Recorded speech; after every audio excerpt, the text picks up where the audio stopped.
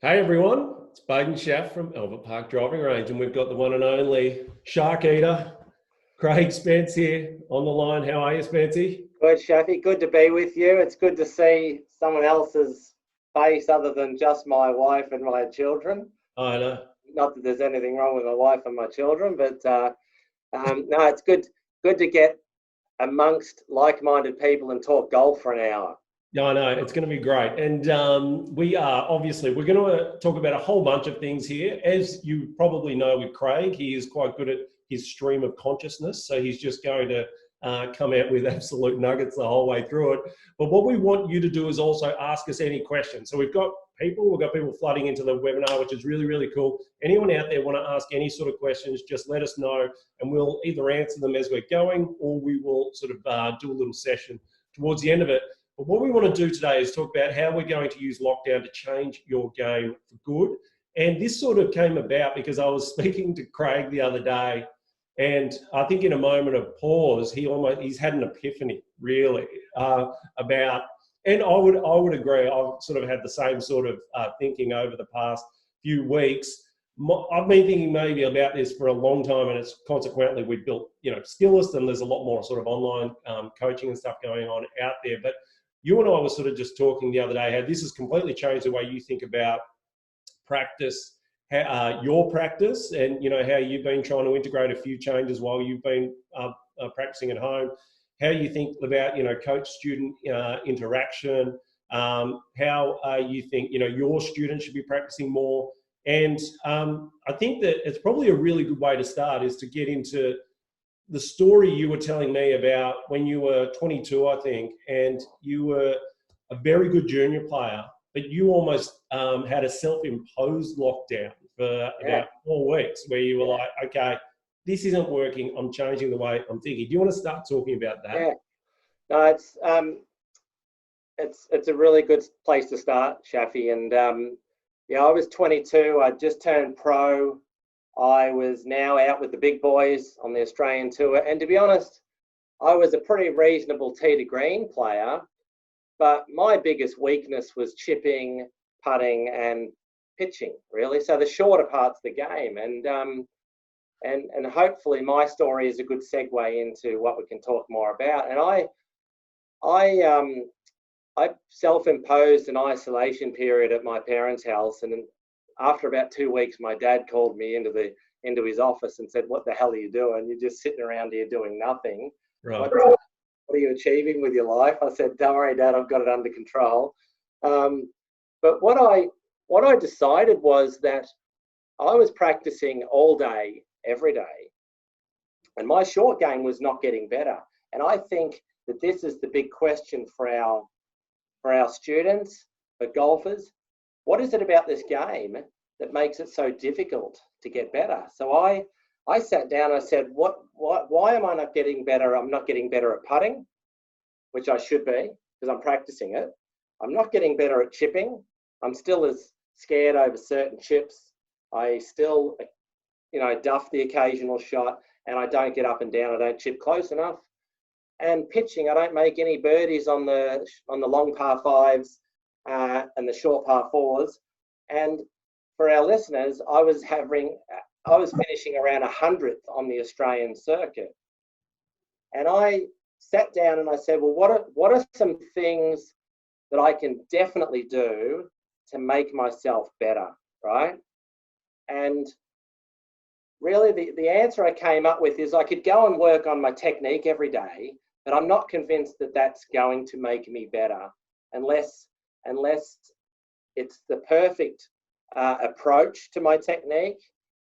But what I did think was that if I practiced, I think processes where there's a little bit of technique work involved in the day, where there's a lot of feel and target and practicing to get the ball in the hole focus. And I came up with a sort of a 1.5 hour everyday short game practice program, right? Now, I would never expect the average punter to do that. But essentially, what that entailed was I would practice my pitching to 3 different targets every single day. I would practice my chipping with 5 balls every single day off 5 different types of lies. And I would practice my putting with one ball, a different type of putt every single time, pre-shot routine. And I suppose the story of what I started to do is every single practice shot I hit had a purpose, had a pre-shot routine, and had an element of technique, but an element of result as well. You know, like I see people, I would class a bad practice session someone who's raking balls in and checking their backswing on every single shot, right? And all they're doing, they're not even watching the ball land, right? And so does that make sense, Schaff? 100%. Yeah, and I think that we were sort of discussing the other day is that if we were just taking the short game as an example, what people would usually do is go and grab their little bucket of balls, put it down, and maybe grab the club they usually chip with, and then hit. And they've only decided to do this because they thought, oh, I haven't really hit a couple of balls. I haven't hit any chips in a couple of weeks. Maybe I better go and do that. So then they put a couple of balls down, and then they fat the first 3 balls. Yeah. Right. So they haven't warmed up. They haven't done really anything. They hit them heavy. It's embarrassing because you've probably done it in front of a couple of other people. And then what happens is that you become super reactionary, and you're just, all you're thinking about is not fatting the next few balls. And you're only thinking about how can I somehow get this thing in the air. You totally lose the process of what you set out to achieve in the first place of going to the chipping area. More often than not, there probably hasn't been one in the first place. But it's trying to move away from that reactionary thing, which is the most important thing, isn't it, Craig? So that it's not like every moment is a reaction to a ball flight, to the way I just hit that chip or whatever it is. It's got to be, and this is difficult obviously because everyone's super busy, but there just has to be a little bit more process regardless of the immediate result.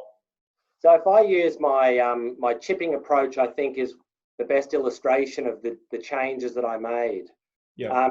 I think my chipping previously would be a bucket of balls, tip it over and chip and work on my chipping action for 50 shots in a row from that same spot. And what I did is I realized that all I'm really doing there is practicing the same shot and practicing impact off the same lie 50 times, right? Yeah. So I got rid of that. And what I started to do was 5 balls, and I would pick a nice lie, I'd pick an upslope, I'd pick a downslope, and I might pick a bear lie, a really tight bear lie. And I would go through my routine of practicing my practice swing beside the ball, whatever it might be. It might be a one-handed practice swing, might be working on keeping your hands a little bit more in front of the ball, whatever it is. And then I would step in and hit it. And then I would move to the next ball, which was a couple of meters away on a different type of lie, and I would repeat that process. And it would take me 2-3 minutes to hit 5-6 shots. Wow. Right? And what I've done is I've now tried it off an upslope, I've tried it off a downslope, I've tried it off a flat, I've tried it off a bare lie.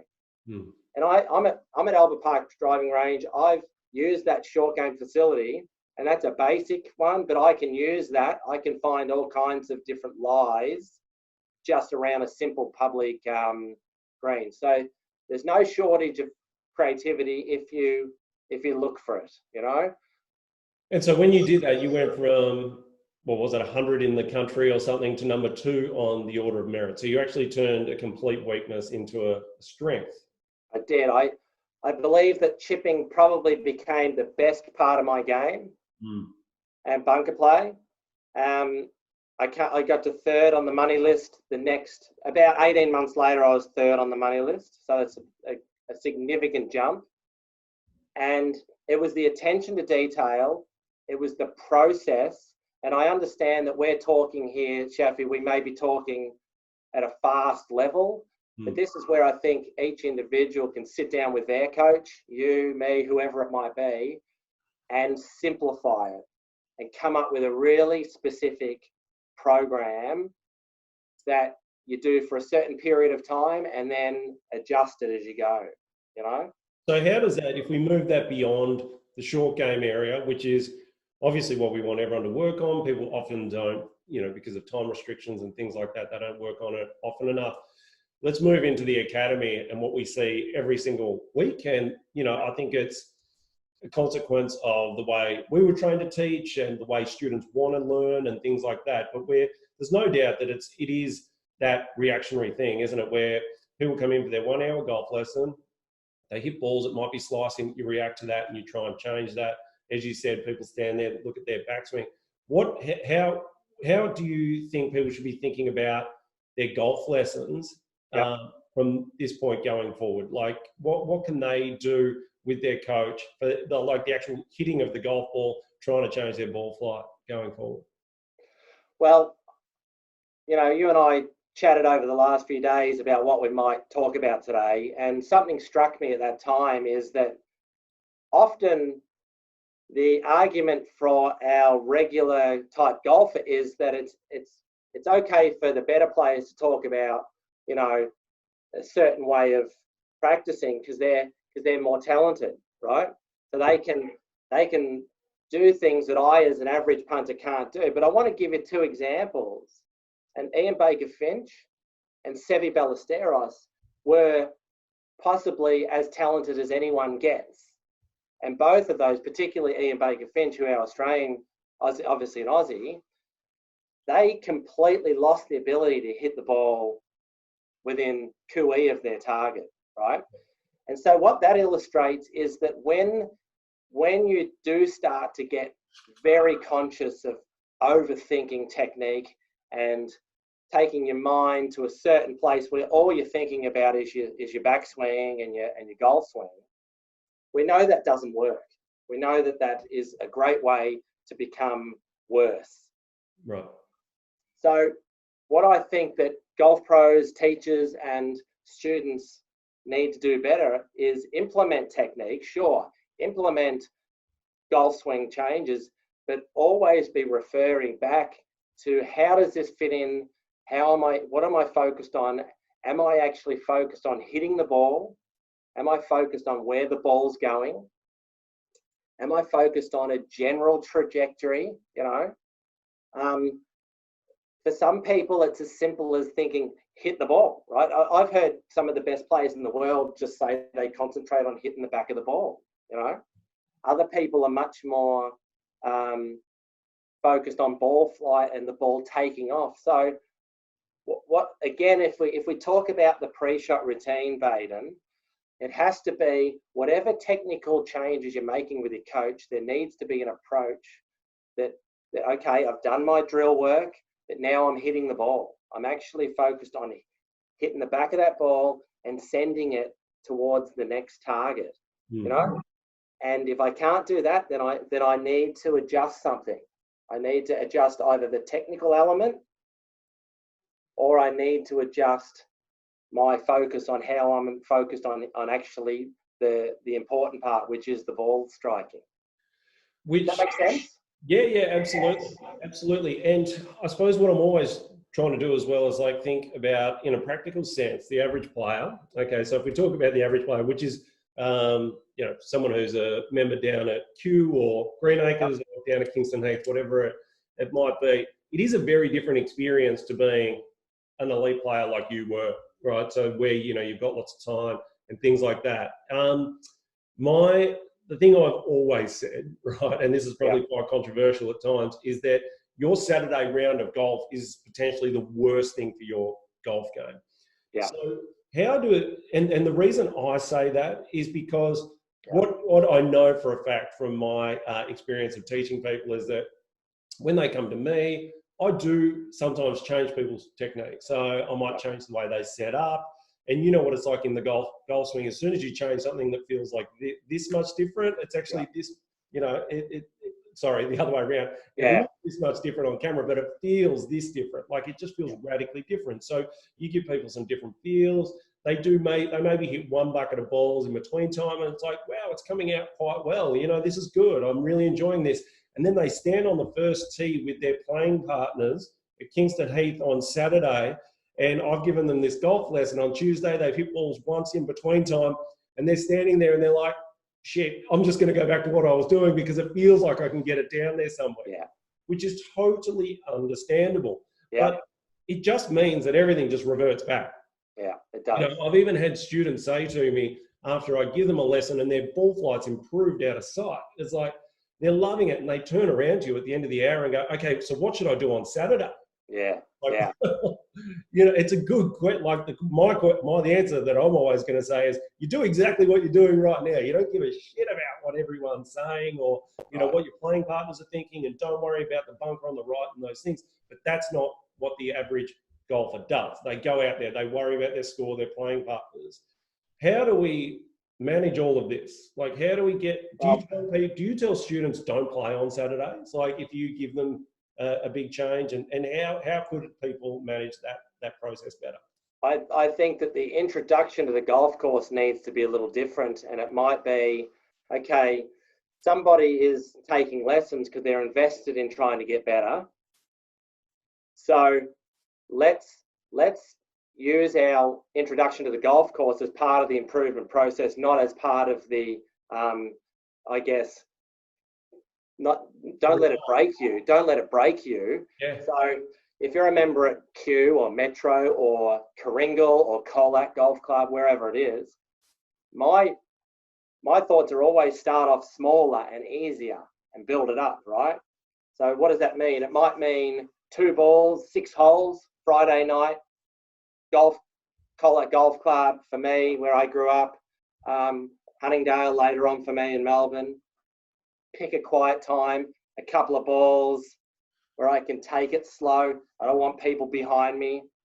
I might get out there at 5 o'clock if it gets dark at 6:30 and just do an hour and a half. And I've got the time. If you're a public course player, just do a 9 holes and pick the quietest time of the week, or pick a country golf course, drive an hour and go to a country course. There's plenty of them that are dead often. You know what I mean? I couldn't agree more. Slowly and then go back to your practice. Obviously, there'll be things that are better, things that are worse. Go back to your practice, work on the routine again, and then over maybe a week or two, start to introduce it into a competition mode.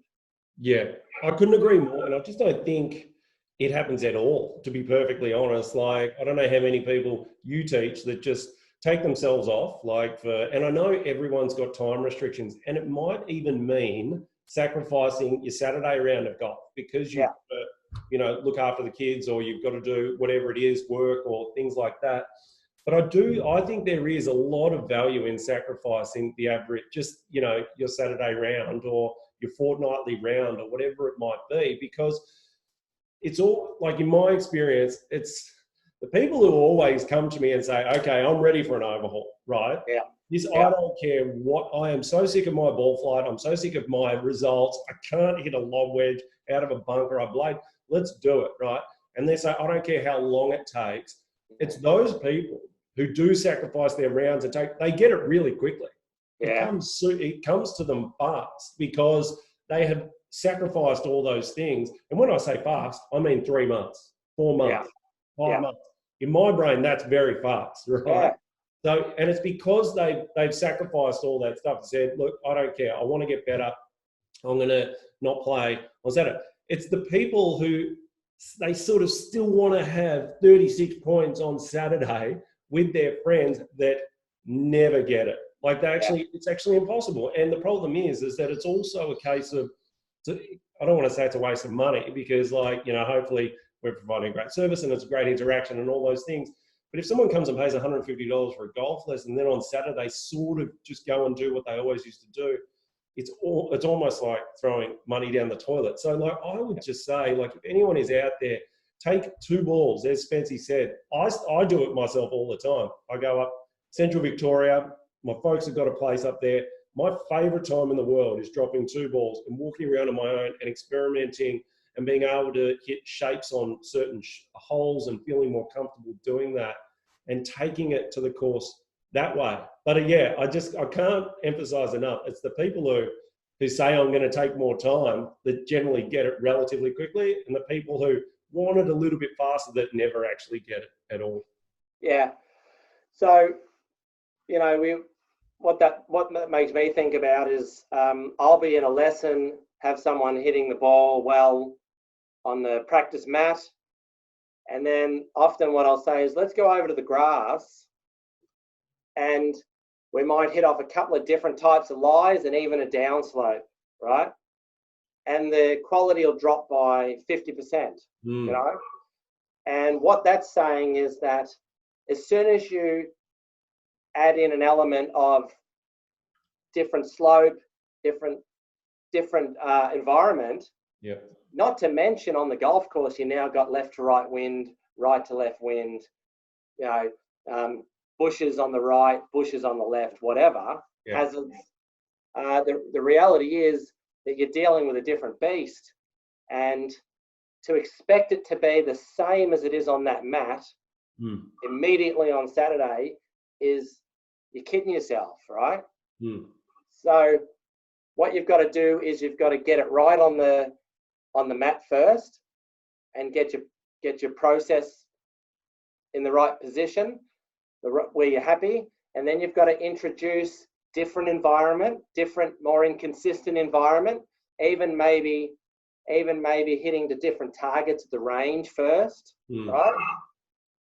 And then you've got to get on the golf course in a low stress mode where you haven't got a lot of stress on you, and introduce that different environment, right? And then just keep repeating that process, because it will break down. Just for our listeners at home, I used to work on a 4-week cycle where I would go week 1, 2, 3 were often my best. Well, sorry, week 1 was often, I would fly to wherever in the world. I'd play week 1 and it would be a little bit dodgy and I'd be a little bit nervous, right? By week 3, I'd be playing my best. And sometimes week 4, I'd be playing either really good, or sometimes it was starting to go quite pear-shaped. I would then have a break, and I would work for a week to 2 weeks to 3 weeks on building up my game again. And that just gives you an idea is stress and the stress of different environment, different wind. You know, if I went and played in Fuerteventura, which is off the coast of Africa, in 60-mile-an-hour winds for a week, all of a sudden my setup is stuffed, right? Yep. So I know we're sort of jumping into the elite conversation here. Yep. But what I'm saying is that competition wears your game down. So you need to take that stress off you, build your game up a little bit, have some fun, practice on the 9-holers, and then get it ready again. Yeah, I couldn't agree more. It's just, I think that the process thing is just a very difficult thing for most people to sort of wrap their head around and to really commit to, because largely, like, we're responsible, like the golf industry is responsible for the exact opposite message being put out there. Like, generally is like, you know, get your quick tip, watch YouTube, you know, find that thing that you can go on. And I used to do as a kid, like I would literally watch YouTube, or, you know, even though YouTube wasn't around back then when I was a kid, but like you'd read Golf Australia magazine, whatever it was, I've got it. And you couldn't wait to wake up in the morning to go to the driving range to try that thing that you just read. So we can't blame students either for, you know, sort of not having this process-based attitude towards things, because we've not only done it in the media, in the golf media, but as coaches, we also want students to play well in front of us as well at the driving range. We want them to hit the ball. So we're also sort of forcing these relatively, you know, fast changes upon them as well. Whereas I think we all just need to take a step back and just have, so much more of that process around what we're doing. Yeah, well, you know what my thoughts about YouTube are? I mean, YouTube is amazing and some great talented people delivering some really cool content. But to me, a YouTube video is a destination without knowing where you're starting from. So you plug into maps. I want to go to Alice Springs, but you don't tell the map where you're starting from. Well, how are you going to get there, right? Because essentially, if you plug into YouTube, I want to work on a one-piece takeaway, right?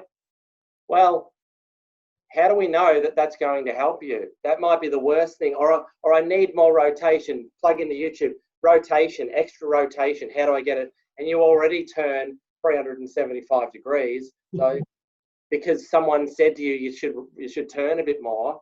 Yeah. Well, you're really just coming up with an idea, you're plugging it into YouTube, and you're just starting from a destination, and that's not going to help you. No, it's a tough one. It's such a balance, isn't it? Because I agree with you. Like, there's so much good content out there, but at the same time, are you applying what's being said, and does it even apply to you, and things like that? So it's it's a funny one. But what I want to get into now is, like, has this made you rethink? There's a couple of things, like the actual coach-student interaction. Like, something I've been saying for a really long time is that we need to get away from like just 1 hour golf lessons. Like, I think that what needs to happen is that there needs to be much more communication between coach and student all the time, rather than just like blocks every 4 weeks sort of thing. Like, or even like if someone's coming for an hour every week, there's still the rest of the week where you got no idea what's going on, and you don't know how they played really on the weekend until they're standing in front of you, and they don't know if they're practicing the right way. Like, do you think, has any of this sort of process made you rethink that process at all? I think that if you think about a perfect model, and you can have your lessons every week, 2 weeks, 3 weeks, whatever works for the person's budget or the person's wherever their location is, whatever, that if you can keep a constant dialogue together of what you're doing, how you're doing it. I know that, and this is where I'd be interested in your thoughts on, even practicing drill work at home, right? In front of the mirror, 5-minute FaceTime with a coach, 20-minute FaceTime, show the coach what you're doing, right? And that way, if you're only getting a practice session in Monday and Friday, well, Tuesday, Wednesday, Thursday, you're doing some drill work and you're working on it correctly. It really helps, as opposed to those 3 days or week or 2 weeks where you're doing it wrong. You don't want to waste the time. Waste the time. And I said at the start, or I said to you before we started the conversation, I didn't want to talk about Skillers too much, like the platform. So for anyone out there that doesn't know, like, we built a digital platform called Skillers.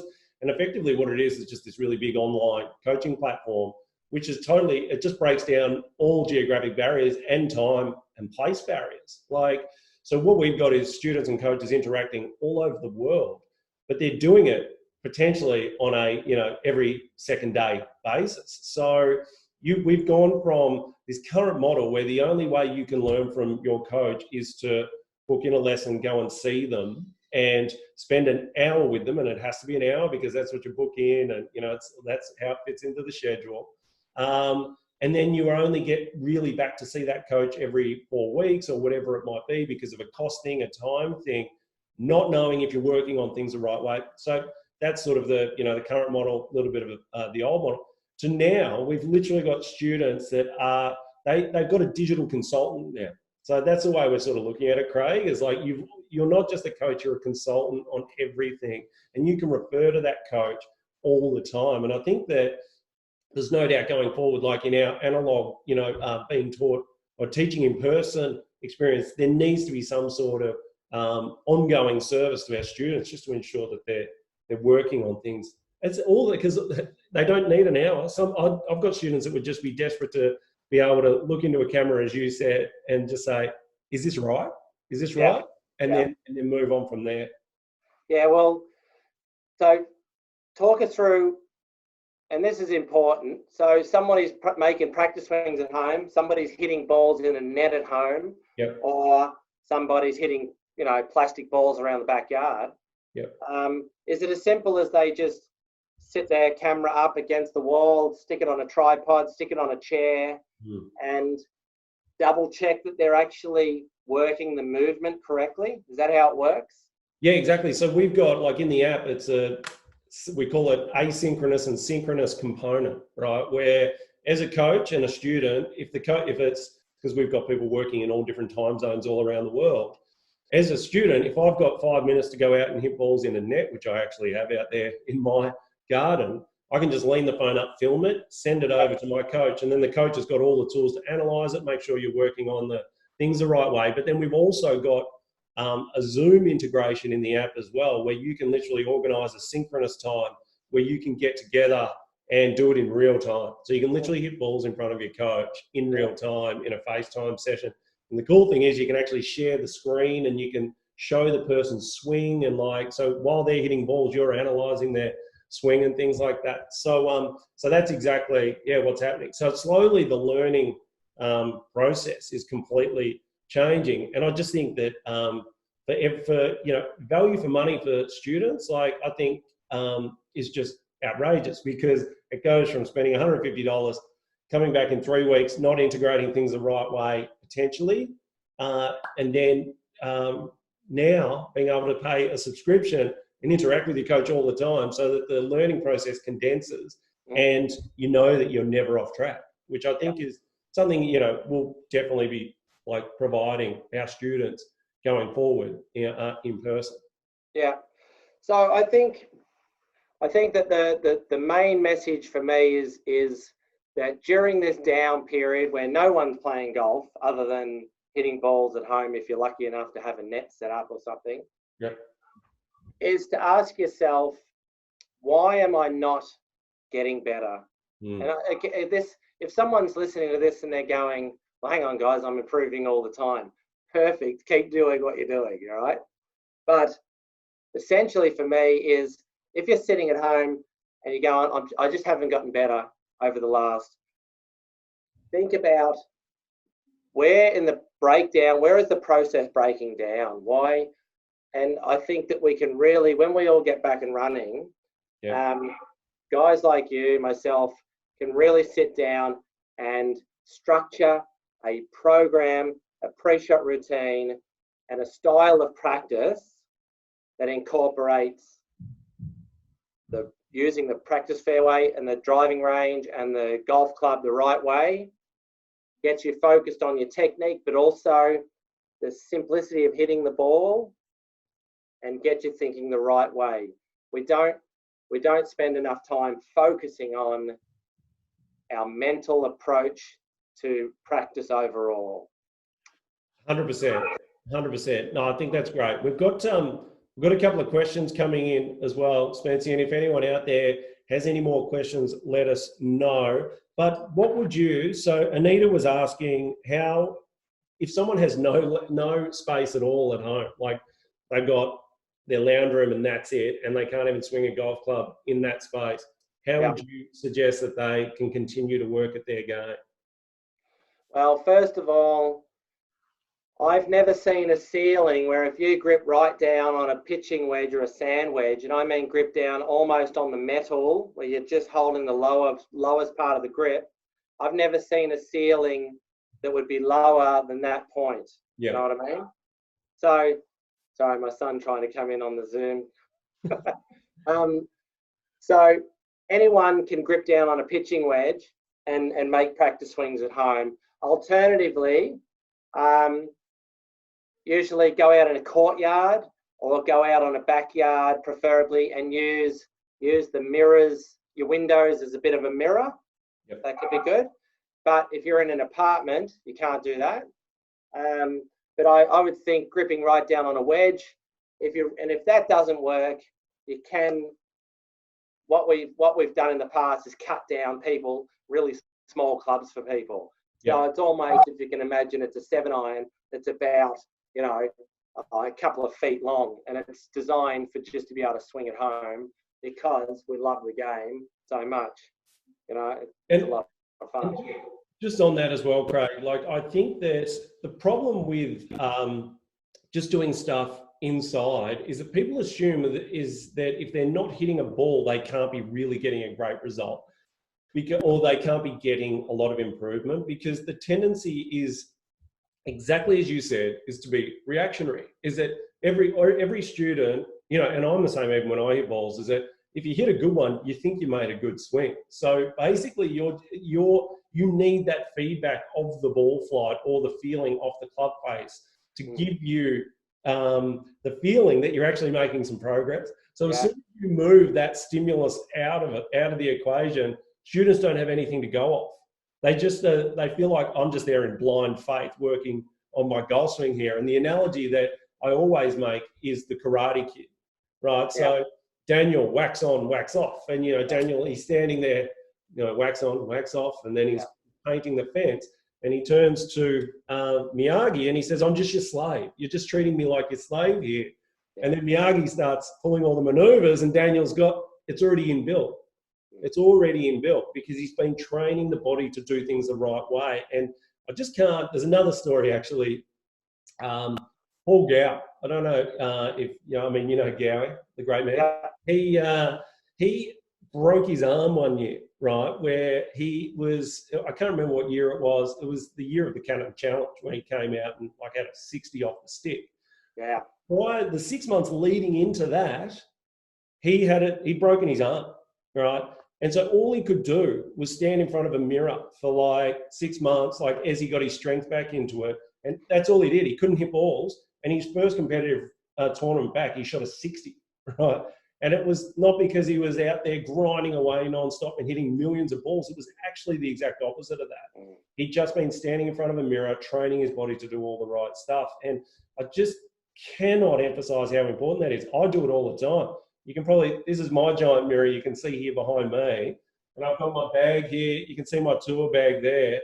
I will often just grab my wedge and stand in front of that and train my body to do the right thing, because I've been skill development specialists will always tell you that the only way you can actually get your body, club, all these things to do the things that you want it to do is when you remove all the stimulus, right? So when you're standing there in a super controlled environment, you can stand there and do exactly what Craig has told you to do or what I've told you to do, and you'll do it correctly every single time. And the more you do that, the more you rewire your brain to do things correctly. Now, what is the exact opposite of that? Where is there lots of stimulus? On the first tee on Saturday with your playing partners there, you got the wind coming off the left. You always make double bogey on this hole because those trees over there always gobble up your golf ball. And then you just go back straight into what you've always done.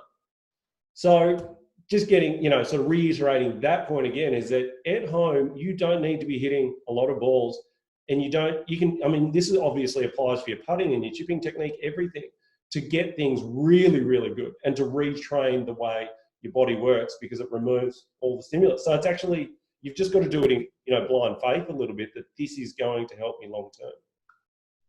Yeah, it's a good point, particularly if you've got a little bit of carpet to work on putting and your chipping a little bit is certainly, and I guess in a way that serves as the technical, and without too much stimulation, right? That serves as a really good technical time of the week to focus on that. Yep. And then when you do get to the golf course and you do get to the driving range, you have to maintain that, but you then also have to get your mind into a focus point of, okay, see the ball, hit the ball, and hit it to a target. So I think, Baden, that what we're saying is you need help to package that whole piece of the puzzle together. And yep. People get lost, packaging all those different parts of the puzzle together. Exactly right. And it's, as much our responsibility and our fault that probably hasn't happened to that point. The only thing I would say about going out there after you've done all your mirror work is that the mirror work is when your brain has taught your body what to do, and you actually don't need to think about it. Like, I'm not suggesting you should ever go out on course and be thinking, okay, this goes there, that goes there, that does that. Hopefully you've done the hardcore work so that it removes even the thought you need to do that. So that's a good one. You bring up a really good point there. And the reality is that a great pre-shot routine, and I say this to my students all the time, this might be the most important thing I say in this whole webinar, all right, for our listeners. This is definitely recording. We're just going to make sure we get this. Right. Is the best players do their thinking in their preparation, and then hit the ball. To me, the worst players don't do much preparation and do all their thinking as they're getting ready to hit the ball. They get over it. They get over the ball and they think, okay, what am I doing? Step one is take it away. Step two is to bend the wrists. Now I've got to slow down. Now I've got to drop it on the inside. Now I've got to roll the wrists. And to be honest, Tiger Woods couldn't play golf that way. No. If you watch the best players, they rehearse, and they rehearse. They step in and go. And that's almost, if you ever read a guy called Bob Rotella, he talks about point and shoot. Yep. Steph Curry does it in basketball better than any athlete I've ever seen. He points and shoots. He's drilled his technique, and then he just points and shoots at a target.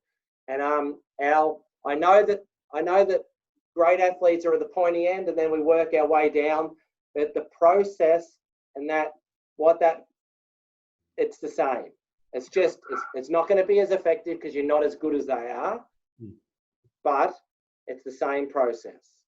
Which is a really good topic to sort of lead into a question that we've just got, right? Which is from Winston Chamberlain, who said, how do you get over first tee nerves, right? Which is, I mean, it's very much what we're talking about here. Is how do you focus on what you're trying to do? Why are you even nervous in the first place about something? Does that suggest that maybe you haven't been practicing the right way, or are you really worried about what everyone else is doing, whatever it might be? And you're probably the perfect person to ask this question because you have played at the absolute elite level with ridiculous amounts of nerves, haven't you? Like you were a wreck, weren't you? I'm the most qualified person in the world to talk about dealing with first tee nerves.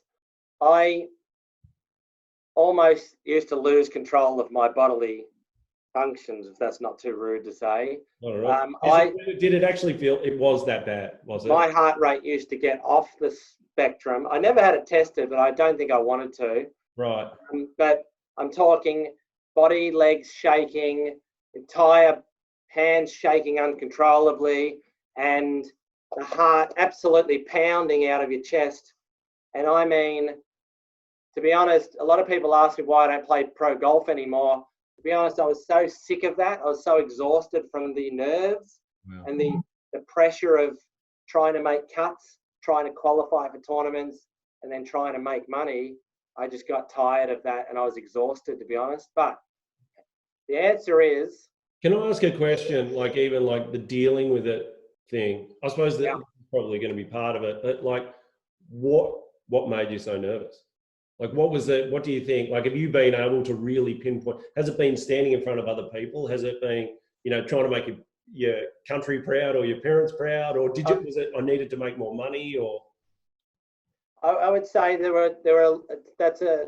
a lot of elements to it. A lot of it was just outcome driven. A lot of the time it would be who I would be playing with. I was naturally an anxious person anyway. I think I've always put pressure. If I had to go and do a talk at the local council or rec centre or something in front of 100 people, I would be nervous about that for days ahead, right? It's just the way I'm wired. But also the benefits to that are it makes you really prepare and it makes you really try and be ready because you don't want to fail, you can't afford to fail. But one thing I learned, I became more comfortable with it over time. I read a lady talk about it once and she said it became like an old friend after a while. Wow. Where you actually became more comfortable with it. But essentially, what I realized was that as nervous as I got, it didn't actually matter unless I focused on the nerves. If I was just aware of the nerves and I said, okay, they're back, they're here, but I was able to concentrate on my process, my next target, hitting the ball, my rhythm, my timing of my pre-shot routine, and that's a lot. I know that's a whole lesson in itself, right? Yeah. So what I would do is I'd use the nerves to bring my concentration back to my process. Yeah. And as soon as I found myself panicking about my nerves again, that was a trigger. Okay, Craig, you're off in reactionary mode again. Yeah. What am I doing? Okay, I'm doing my pre-shot routine. I'm stepping in. I'm keeping things slow. I'm focusing on that tree in the corner, and I'm and I'm aiming at that, and I'm bang, go. You know what I mean? Oh, So it became a mantra. It became, I'll tell you, when I got it right, you would definitely go into a bit of a, they talk about the zone. It was definitely a zone, and it was a pretty spiritual place, I would say, when you play your best golf. yeah, wow. So it sounds like you're almost able to separate yourself from the nerves a little bit. Like you didn't say, here they come again, and then react to the nerves. And because getting worried about the nerves makes you more nervous, doesn't it? Absolutely. So you've got to be able to see them, and resisting them's almost a waste of time, isn't it? Waste of time. Just go, okay, here they are. This is my old friend. I'm going to deal with it. I'm going to embrace it. I, probably have never played without them, so you might as well continue with them. But then just go separate yourself from it. Look at it from above, in a sense, and then say, I'm just going to do my processes and execute. I often think that the public speaking is a good one because everyone's experienced that in some degree. Yeah. And I look at it this way: if you're giving a speech and you stand up there, you've got your notes, and all you can think about is your nerves, you're not going to get a message across to the people about what you're actually qualified to talk about, which might be writing a book, it might be science expert, whatever it is, right? So essentially, you've got to acknowledge the nerves are there. They're an old friend. They seem to show up. But today, my goal is actually to focus on my notes, is to focus on my message, and I want to pick out people, and I want them to leave here knowing more about what I am a professional at. You know what I mean? Yeah. So in terms of the first tee, don't let the nerves distract you. Choking is a distraction away from what you're there to do. And I choked and I failed many times, but I also succeeded. And it took years, and gradually, it took a long time to become comfortable with it. But I kind of did towards the end, although I was worn out, as I said at the start. Yeah. What an amazing experience, though, like to have that. Because, you've played at the absolute elite level. You've played in majors and, against the best in the world. So no one is probably more qualified, especially for someone, I think that, obviously you were at the elite level, but you were still trying to maintain a card and everything. So it's not like you were one of these guys like Davis Love at that time who didn't even have to worry about holding onto his card. And it was just like, going through the motions. You had that real balance of at the elite level, trying to hold onto your card. Do I belong here? All of those things. So you definitely qualified to speak on the matter. So just a really other quick question. Rob Holloway's just asking something about what's the best way to set the camera up for an online assessment, down the line or face on? And I would just say it's both angles. You've got to take it from both angles, from side on. You can use either a phone holder. You can lean it up against something. You can get your husband or your wife to hold onto it for you while you take footage. So both angles are critical for a coach to make a really, really good assessment. But maybe, Craig, we've got 10 minutes to go here. So I just want to ask you in closing. Can I just say something, Shafi? Yeah, so if Rob wanted to, if you're talking about if Rob wanted to film himself and then send it to you versus a live lesson, correct? Yeah. Yeah, so you're saying hit a shot with the video behind down the line and then hit another shot with the camera on the front. Yep. Which is sometimes not possible for certain people, but preferably that's better. 100%. If you're doing a live lesson though, you can have the camera in one spot and just obviously move your body down the line or face on as you're rehearsing for the coach. Exactly, which is one of the advantages obviously to doing it in the live component, which is great. And Craig and I are both available for those in the next, hopefully it's only a couple more weeks before we get out and get to see you all in person. But yeah, in closing, Craig, I just wanted to ask you, all right, how should everyone be thinking about their reintroduction to the game? All right, so like just if you were going to leave them with a couple of thoughts on, okay, I'm going to use this as a complete circuit breaker on my game. I haven't progressed the way I wanted to. How do I look about my next 6 months as I come back into the game? Well, first thing, I think you can learn a lot. If you find yourself that what you've been doing isn't working, right? If you say to yourself, look, I'm trying to get more consistency with the way I'm hitting the ball, and every time I go to the golf course, the first 3 shots are going 2 fairways to the right or 1 to the left, 1 to the right. If that's not getting better, then at least the first place is to acknowledge what I'm doing is not improving my consistency, right? So, and we almost work backwards from there. So how am I going to improve that? Well, step 1 is I've still got some swing adjustments I need to make. And that would be where you would go and you would discuss that with your coach.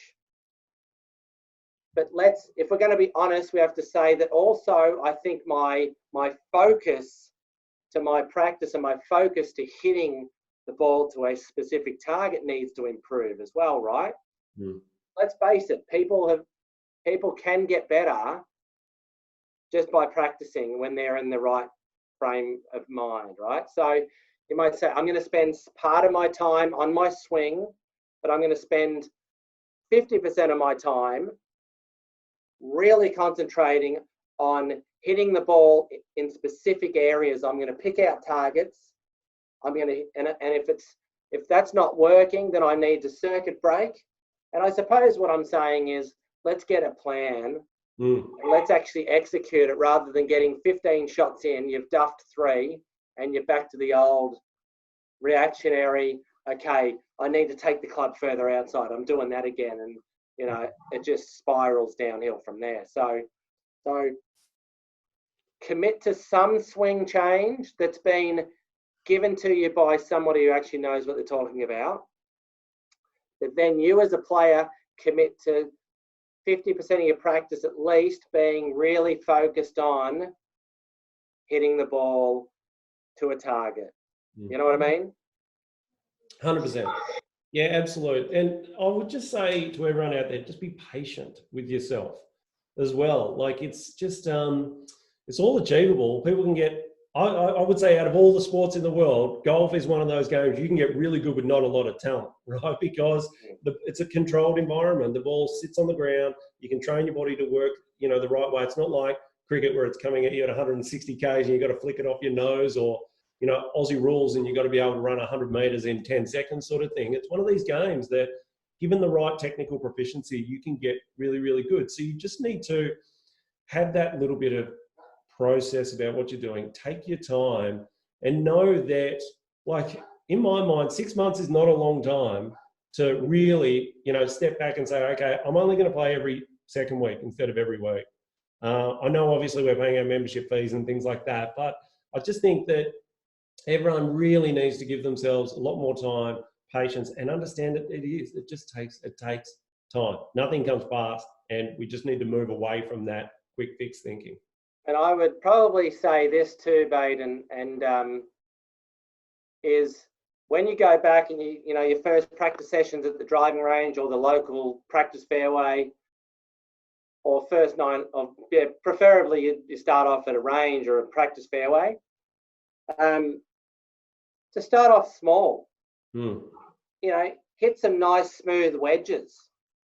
Your first session back after a 6-week hiatus, I hope you don't grab the driver out and just start whaling drivers within 5 minutes of, you know, start off, peel a few wedge shots, get some timing, get some flow happening where you actually can feel the club head a little bit. And whenever you start to get to the longer stuff and it starts to go a bit off, again, go back to the 9-iron, go back to the wedge, and start to garner some good consistency again, and work your way out. You know, we spend too much time hitting the hard clubs. Pros practice with 7-iron up to pitching wedge most of the time. Yeah, they don't spend a lot of time hitting drivers because it knocks their technique around too much. Exactly. Yeah, I couldn't agree more. It's I mean, the Masters we've just missed, obviously, but I remember watching last year. They now televise from the driving range. So yeah. There is not a guy out there that doesn't pull out sandwich as the first golf club. Like, everyone pulls sandwich first. No one pulls 3-iron to start with. Everyone pulls sandwich and they just chip away at it and build up to that. And if that's, you know, one thing I would say to any student coming to a golf lesson with me, don't you know, if someone comes, if they arrive with a driver and a 5-iron, right, you just know that the thinking is completely upside down, right? You gotta. I know that a lot of people sometimes will say to me, "Well, if I can hit my 5-iron, I know I can hit everything." Sort of thing. So, well, it doesn't work like that, because you can't hit your 5-iron, and you won't be hitting your 5-iron for a long time if you sort of start, you know, upside down like that. So yeah, that's all I do. I just, you know, chip away and hit short clubs, and then when I go and play, my long clubs work. Yeah. You train yourself to do the right things. Yeah. There's one last little question, and we did answer it, but I'll just go over it one more time. Considering we can't get onto the driving range, is doing practice swings without a ball okay in the backyard? As we just discussed, this might be the only time in your life where you're going to do that. So please take advantage of that. We might only be shut for another 2 weeks or something like that. The next 2 weeks should be all about you doing that. Don't hit a golf ball. Get excited about not hitting golf balls, and stand in front of a mirror and retrain your body to do what you want it to do. It's just great to have a golf club in your hands, isn't it? For us people that are obsessed with it. So hey, get in there, do some dry drill stuff. You can do it. We are available. Baden and I are available for online lessons through the Albert Park Driving website. Baden's always available through his Skillist app as well. Or just make some swings, work on some basic rhythm exercises until we do get back. Spencey, it's been a pleasure. It's always a pleasure riffing with you, and hopefully we can see everyone back at the driving range relatively soon. I hope we helped people. I hope people are getting a little bit better at a time, because I think you and I both get frustrated when we want to help people get better. Yeah, exactly. That's all we ever want to do, and we need to get better as coaches as well. So this is a two-way thing. Okay, team, thank you so much for being here. It's been fantastic. This will be going up on the Albert Park website, so you can rewatch it if you want to. But until next time, we'll see you at the driving range. See you, Craig. See you guys. Thanks, Baden.